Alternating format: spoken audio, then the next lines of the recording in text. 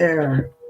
I have to admit today was something I wanted to do, but I hadn't really thought about how I was going to do it until I actually really thought about it. So I'm going to do my best to show you how I go through or how I approach a book when I'm trying to learn something that I really want to get out of it. This is something other than just reading for pleasure kind of thing. These are not exactly textbooks, though I have one. If we've got enough time, I might go through that. But let's just see how much I can do this and make sense of it. What I've got here is a book that's Make It Stick by Brown, Rediger, and McDaniel. And really, it's talking about how to make things stick when you're trying to learn something. So this book doesn't really discuss that specific item, but some of the information that came from this book is what I've been doing for a long time. But anyway, so I typed the book, and I'm going to go through this book slowly. Got the title page, go through it. It's got the memory of all things. It's got a table of contents that you want to take a look at. You may not be able to see and read this. I realize that, but I'm just trying to get you the idea of what I'm doing. What I notice in the table of contents is it starts out with a preface, and then it goes into different chapters. Learning is misunderstood. To learn, retrieve, makes up your practice.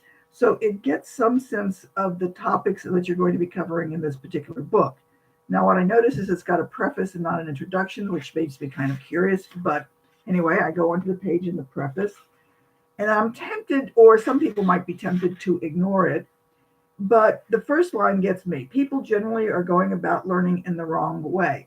So that immediately catches my attention. So I am more likely to go through this a little more quickly than I would just skipping it because, it's a preface. Who pays attention to the preface? You might want to. So it talks about who two of the authors are and why they got into it and something about their research. And one of the lines in the preface, if learners spread out their study of a topic, returning to it periodically over time, they remember it better. So that catches my attention. I'm more interested in what's going on. And so it makes me more likely to want to finish looking through this book.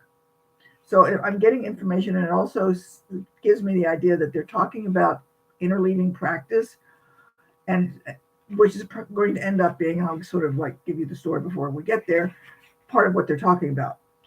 Anyway, we go on there, and then we go into chapter 1, and it starts out, the first line's early in his career as a pilot, Matt Brown was flying a twin-engine Cessna northeast of Harlingen, Texas. Now, it starts out with a story. What a lot of people are going to probably do is say, but does this have to do with anything? And they'll skip the story so they can get into something else. Maybe, maybe not. So we go through that story, and we flip it over, and then we get to a section that says claims we make in this book. And it goes on and talks about a few things in here.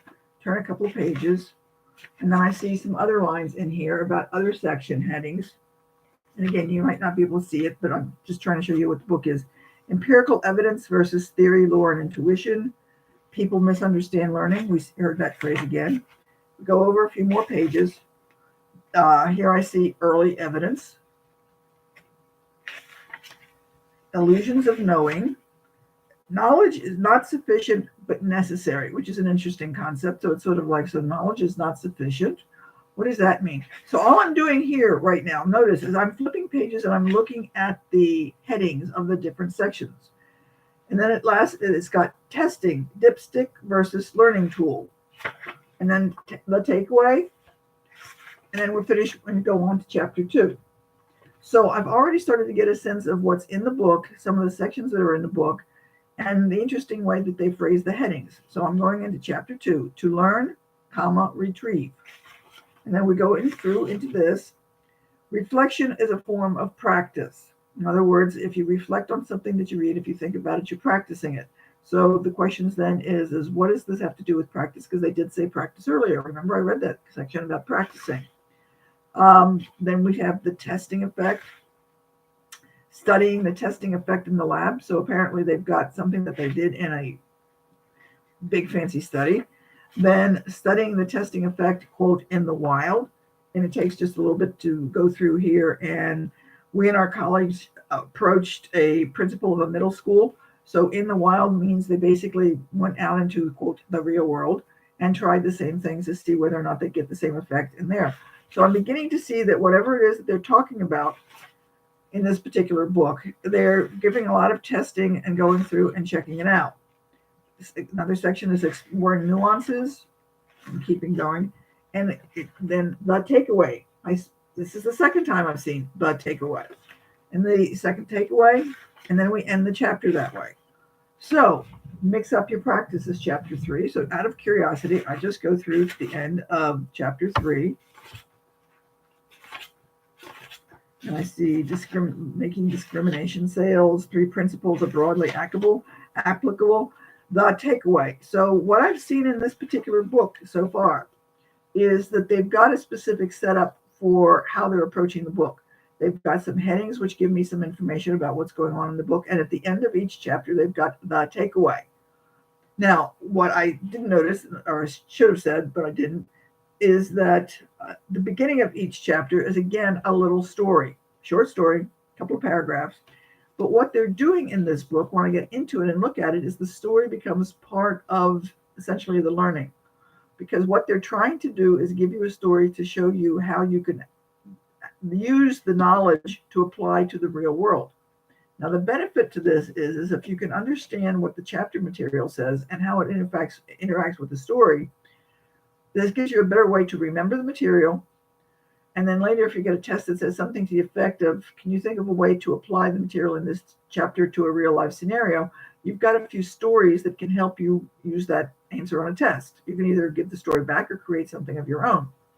Now, the one thing I want to say is that when you're going through these, if you use some of those headings that I said, like studying the testing effect in the wild and writing them out, kind of like an outline, so that if you're going through and taking notes and you make those headings as an outline and then make a few sentences as to what's in that section, as long as you hook it up with the story, can you see how that might impact how you are going to remember the material that comes from this book? Because you'll be able to see how everything ties together. Now, really quickly, because let's see what we can do here. Another book, this one is Mind Your Mindset, but it's set up somewhat the same way, sort of. This one does not have a preface or an introduction, exactly. It's got a table of contents, and it doesn't start, it starts with number 1. But part 1 doesn't come until after number 1. So I look at this, and 1 essentially starts out when my husband Joel and I decided in 2011 to expand our family. So again, it starts with a story, and it gives what's happening here is explaining what they're doing and why they're going through the rest of this book. So if you can begin to see that sometimes when you're getting a book, and if you go through it, just briefly scan through the chapters. What are the headings? Do you see anything that pops out at you? I could have, if I wanted to make this longer, I could have done that. But there are a lot of things that could pop out at me that would give me some questions about what I was looking for. And if you remember when I talked about reading comprehension and asking questions, so I would want to fill in the answers to those questions in the outline I created. And especially with that first book, to make it stick with the sections that said the takeaway, this would give me a good scenario or a good synopsis to fill out whatever that chapter was about, which would help with note taking. So I find that this works out better than just opening the book and starting the word recognition, because at least when I've gone through and gotten the outline, so to speak, I have an idea of what's coming and how things are going to start to fit together, especially since it starts out with the story. Now, if you've got one that doesn't have a story in it, what you might do is at the end of a chapter, see if you can figure out a story in your own life that it ties into that. Because if you've got these stories, again, they help you put a real life example into the information you're learning, which makes it much more memorable should you come to that infamous question on the test of how would you apply this material. Okay? So this was really quick, and I wish you could have seen the book, but hopefully this was helpful. If you've got any questions or would like me to do it again, I do have a textbook, actually, which is not the same thing, but we don't have way enough time because this is way too long as it is. So let me know more about it and tell me what you think about this. I tried to make it helpful, so let me know. And if it does help, is helpful for somebody, if I could talk, it would help. Share it with somebody. I'd really appreciate it. But do let me know what you think and give me some feedback as to whether you'd like me to do it again. Have a good day, and we'll see you next week.